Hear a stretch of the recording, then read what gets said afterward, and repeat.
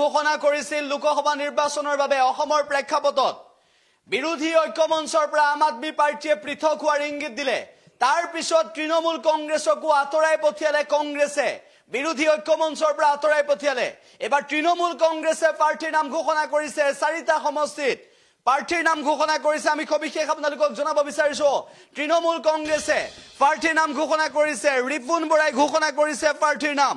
আমি সবিশেষ জনাইছো আপোনালোকক উল্লেখ হৈছে লোকসভা নিৰ্বাচন সন্মুখত আৰু সেই মুহূৰ্তত বিৰোধী ঐক্যমঞ্চৰ মাজত ভয়ংকৰভাৱে যুদ্ধ আৰম্ভ হৈছে বিসম্বাদ আৰম্ভ হৈছে আৰু সেই বিসম্বাদ এতিয়া তুংগত উঠিছে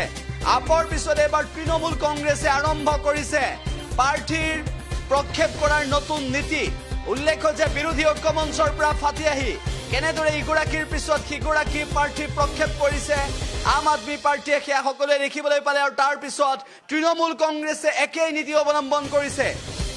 লোকসভা নিৰ্বাচনত চাৰিটা সমষ্টিত ইতিমধ্যে প্ৰাৰ্থীৰ তালিকা প্ৰস্তুত কৰিছে তৃণমূল কংগ্ৰেছে কৰিমগঞ্জৰ বাবে বদৰুল ইছলাম বৰভূঞাৰ নাম উল্লেখ কৰিছে ধুবুৰীৰ বাবে নুৰ ইছলাম চৌধুৰীৰ নাম উল্লেখ কৰিছে লখিমপুৰৰ বাবে ঘনকান্ত চুতীয়া আৰু কোকৰাঝাৰৰ বাবে লাইফুং বৰা নাৰ্জাৰী হীৰালাল বৰা আৰু গৌৰীশংকৰ শৰণীয়াৰ নাম তালিকাত আহিছে আৰু দুই এদিনৰ ভিতৰতে মমতা বেনাৰ্জী আৰু অভিষেক বেনাৰ্জীৰ সৈতে ৰিপুন বৰাৰ যি বৈঠক হ'ব সেই বৈঠকতে সকলো চূড়ান্ত হ'ব বিৰোধী ঐক্যমঞ্চত এতিয়া ফাট মেলিছে বিৰোধী ঐক্যমঞ্চ ভাগি চুৰমাৰ হৈছে আৰু বিৰোধী ঐক্যমঞ্চ ভাগি চুৰমাৰ হোৱাৰ সময়তে আমি আপোনালোকক জনাইছো যে বিৰোধী ঐক্যমঞ্চ ভাগি চুৰমাৰ হৈছে আৰু সেই মুহূৰ্তত তৃণমূল কংগ্ৰেছেও প্ৰাৰ্থীৰ নাম ঘোষণা কৰিছে আপৰ পিছত অসমত তৃণমূল কংগ্ৰেছে প্ৰাৰ্থীৰ নাম ঘোষণা কৰিছে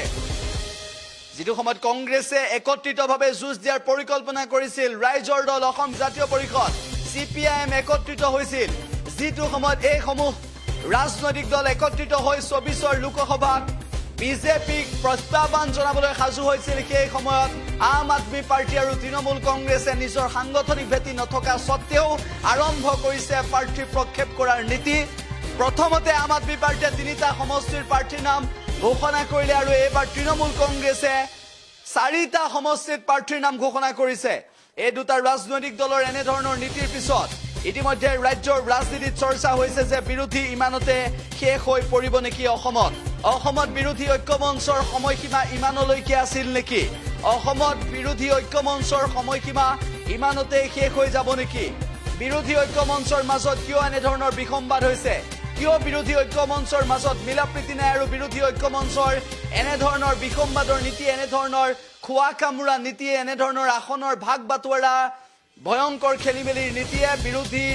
ঐক্যমঞ্চক ভাঙি পেলাব আৰু বিজেপিক আগন্তুক লোকসভা নিৰ্বাচনত সহায় কৰিব বুলিও মন্তব্য কৰিছে ৰাজনৈতিক বিশ্লেষকে ৰিপুন বৰাই কংগ্ৰেছৰ পৰা আঁতৰি আহি তৃণমূল কংগ্ৰেছত যোগদান কৰিলে আৰু তৃণমূল কংগ্ৰেছত যোগদান কৰি এবাৰ বিজেপিক সহায় কৰিবলৈ এনেদৰে চাৰিটা সমষ্টিত প্ৰাৰ্থী প্ৰক্ষেপ কৰিবৰ বাবে উঠি পৰি লাগিছে আৰু তৃণমূল কংগ্ৰেছৰ জৰিয়তে